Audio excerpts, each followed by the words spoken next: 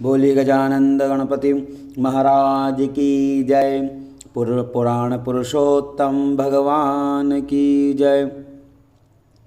अधिक मास 26वां दिवस और 26वें अध्याय की कथा को आप और हम श्रवण करेंगे।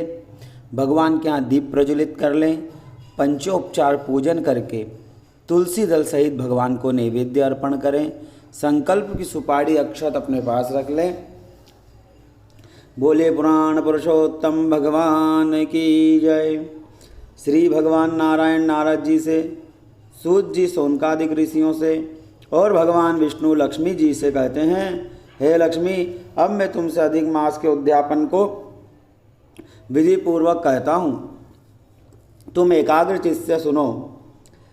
अधिक मास में नियम व्रत, अखंड दीप और मौन व्रत धारण आदि के साथ नित्य भगवान पुरुषोत्तम का पूजन, अपनी शक्ति के अनुसार अनेक प्रकार के दान कर्म करते हुए, भगवान नाम स्मरण, भजन कीर्तन, गीता भागवत का श्रवण करते हुए संपूर्ण मास को श्रद्धा पूर्वक व्यतीत करना चाहिए।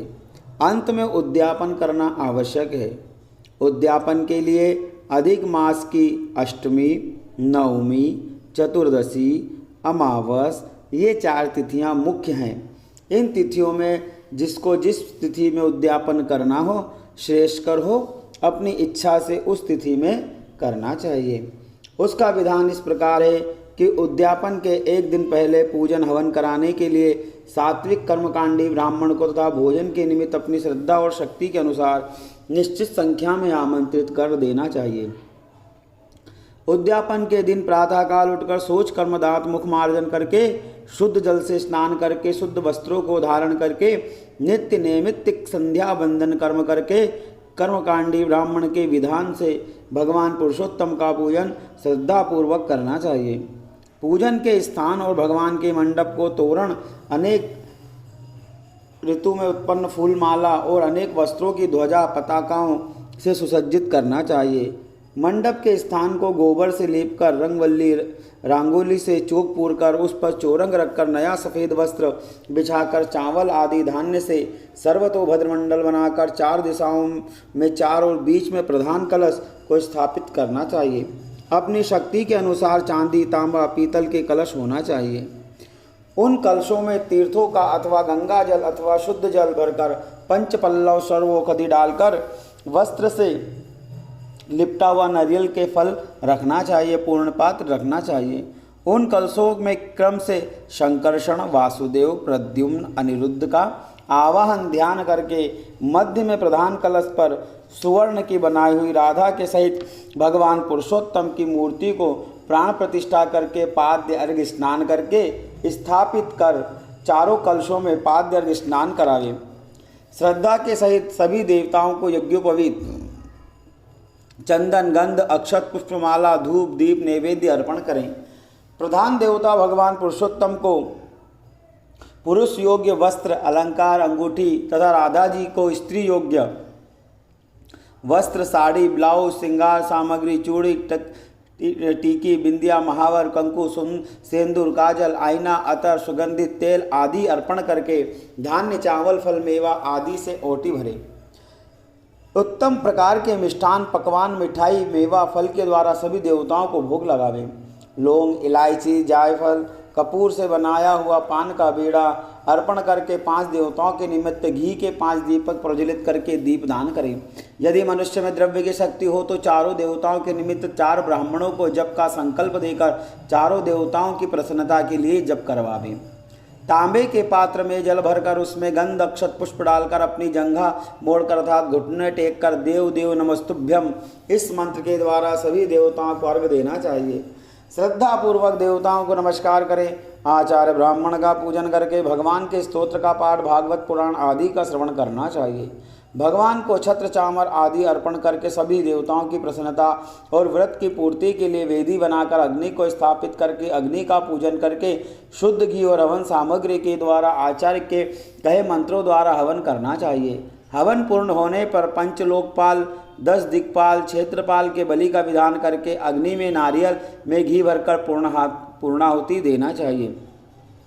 अनंतर घी की 5 या 7 दीप मालिका सजाकर प्रेममय श्रद्धा में विभोर होकर भगवान की आरती करके मंत्र पुष्पांजलि अर्पण करें।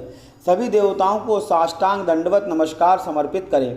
आमंत्रित ब्राह्मणों को पत्नी के सहित पाद प्रक्षालन कराकर गंध अक्षत लगाकर उत्तम प्रकार की भोज्य सामग्री मिष्ठान पकवान फल दूध खीर के द्वारा भोजन कराकर अपनी शक्ति के अनुसार वस्त्र दक्षिणा तांबूल पान सुपारी देकर प्रार्थना करें कि हे ब्राह्मणों, मैंने अपनी शक्ति के अनुसार इस उद्यापन कर्म में आपकी सेवा में भी जो भी समर्पित किया है उससे आप संतुष्ट होकर आशीर्वाद दें। यह उद्यापन कर्म परिपूर्ण हुआ। इस प्रकार का आशीर्वाद ब्राह्मणों से ग्रहण कर उनको विदा करें। हे लक्ष्मी, उद्यापन की रात्रि में अनेक मांगलिक वाद्य संगीत गीत भजन करके रात्रि में जागरण करते हुए समय व्यतीत करना चाहिए। दूसरे दिन प्रातःकाल नित्य नैमित्तिक कर्म करके स्नान करें। शुद्ध वस्त्रों को धारण करके संध्या वंदन नित्य पूजन करके सभी देवताओं का उत्तर पूजन करना चाहिए। उत्तर पूजन का अर्थ विदाई पूजन करना। पीले चावल अर्पण करें और कभी भी देवताओं को यह नहीं कहते कि आप जाएं, कहते हैं पुनः पधारें। स्थायी देवता तो घर में निवास करते हैं, पर जो चलित देवता रहते हैं, जो ब्राह्मण द्वारा स्थापित किए जाते हैं, उनका विसर्जन किया जाता है और उनको भी बड़े विनम्र शब्दों में कहा जाता है पुनर्गमनाय च, पुनः पधारे। गच्छ गच्छ सुरश्रेष्ठ स्वस्थाने परमेश्वरा, पुनर्गमनाय च। पीले चावल अर्पण करना चाहिए। नाम मंत्रों से आचार्य द्वारा हवन करें। तर्पण मार्जन और भगवान की आरती और मंत्र पुष्पांजलि समर्पित करके साष्टांग दंडवत नमस्कार करके हाथ जोड़कर प्रार्थना करें, हे देवादिदेव पुरुषोत्तम, मैंने अपनी शक्ति और श्रद्धा के अनुसार जो नियम व्रत धारण करते हुए यथाशक्ति उद्यापन कर्म किया उसकी आपकी कृपा बनी रहे तथा मेरे मन में निरंतर आपके प्रति श्रद्धा और निष्ठा बनी रहे। इस प्रकार भगवान की प्रार्थना करके आवाहित देवताओं का आचार्य के मंत्रों द्वारा विसर्जन करें। आचार्य का पूजन करके पूर्ण पात्र का दान, भगवान की मूर्ति और पूजन के मंडल का दान संकल्प पूर्वक आचार्य को देवें। यदि शक्ति हो तो सुंदर सुशील पुष्ट शरीर वाली दुग्ध देने वाली बछड़े के सहित गौ का दान करना चाहिए। आचार्य को वस्त्र आभूषण पददान तिल पात्र दान घृत पात्र दान जल पात्र छाता जूता शंख पंचरत्न सप्तधान्य श्रीमद् भागवत का दान अपनी श्रद्धा और शक्ति के अनुसार द्रव्य का लोभ त्याग कर करना चाहिए। हे लक्ष्मी, श्रीमद् भागवत का दान बड़ा भारी महात्म्य है। साक्षात भगवान पुरुषोत्तम के स्वरूप दान कहलाता है। 1000 कन्यादान, सैकड़ों वाजपेयी यज्ञ करने से तथा जो अनाज से परिपूर्ण क्षेत्र का दान और अनेक तुलादान करने से जिस पुण्य की प्राप्ति होती है उससे 1000 गुना पुण्य की प्राप्ति श्रीमद् भागवत का दान करने वाले को प्राप्त होती है। कांसे के अथवा तांबे पीतल के पात्र में 33 मालपुआ या अनरसा रखकर कपड़े से ढककर व्रत की संपूर्णता प्राप्त करने के लिए आचार्य को संकल्प पूर्वक दान करना चाहिए। इस अपूर्ण दान से अधिक मास के व्रत नियम की पूर्णता प्राप्त होती है, इसलिए अपूप दान अवश्य करना चाहिए। अगर मालपुआ अनारसा बनाने का साधन ना हो तो उसके बनाने की कच्ची सामग्री का दान करना चाहिए।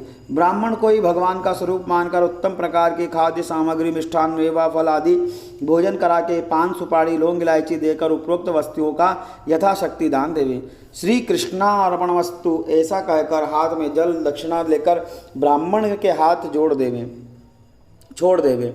मंत्रहीन क्रियाहीनम भक्तिहीनम इत्यादि मंत्रों से पुरुषोत्तम भगवान की वंदना करके आचार्य ब्राह्मण को विदा करके स्वयं प्रसाद और भोजन ग्रहण करे। अपनी शक्ति के अनुसार गरीबों को भिक्षार्थियों को भोजन या अन्नदान देवे। यदि कोई मनुष्य अष्टमी या नवमी को उद्यापन करना चाहे तो उनको उद्यापन के बाद भी अमावस तक नित्य प्रति की तरह पूजन करते रहना चाहिए और अमावस की रात्रि को मांगलिक वाद्य संगीत भजन कीर्तन करते हुए रात्रि जागरण करके दूसरे दिन आचार्य के द्वारा उत्तम पूजन का विधान करके विसर्जन करा के आचार्य का पूजन भोजन दान योग्य सामग्रियों का दान भगवान से क्षमा याचना आदि उपरोक्त विधान से कर्म करके यथाशक्ति दक्षिणा और जल हाथ में लेकर श्री कृष्णा अर्पणमस्तु कहकर ब्राह्मण के हाथ में जल छोड़कर आशीर्वाद ग्रहण करके ब्राह्मण को विदा करके स्वयं प्रसाद और भोजन ग्रहण करे। हे लक्ष्मी, इस प्रकार विधान पूर्वक जो मनुष्य अथवा स्त्री अधिक मास का उद्यापन कर्म करेंगे वे सभी प्रकार की बाधाओं से मुक्त होकर दुख दारिद्र्य से छूटकर जन्मांतर के पापों से मुक्त होकर सुख शांति संपत्ति, संतति, यश, कीर्ति, धन, धान्य से संपन्न होकर सांसारिक जीवन व्यतीत करके अंत में अक्षय पद अर्थात 84 लाख योनियों में भ्रमण की बाधा से मुक्त होकर अनंत में लीन होकर मोक्ष को प्राप्त होंगे। बोले पुराण पुरुषोत्तम भगवान की जय। इस अध्याय में 26वें अध्याय में हमने उद्यापन की विधि श्रवण करी। चैनल को सब्सक्राइब करें और लाइक कमेंट शेयर अवश्य करें। देखिए, ये भी एक प्रकार का पुण्य है कि आप कथा को दूसरों को शेयर करके श्रवण करने का कहते हैं, तो इसका भी अनंत गुना पुण्य मिलता है। संकल्प की सुपारी भगवान को अर्पण कर दें, प्रसाद सभी श्रद्धालु भक्तों में वितरित कर दें। 27वें अध्याय की कथा हम अगले अध्याय में सुनेंगे। बोले गोपाल कृष्ण भगवान की जय।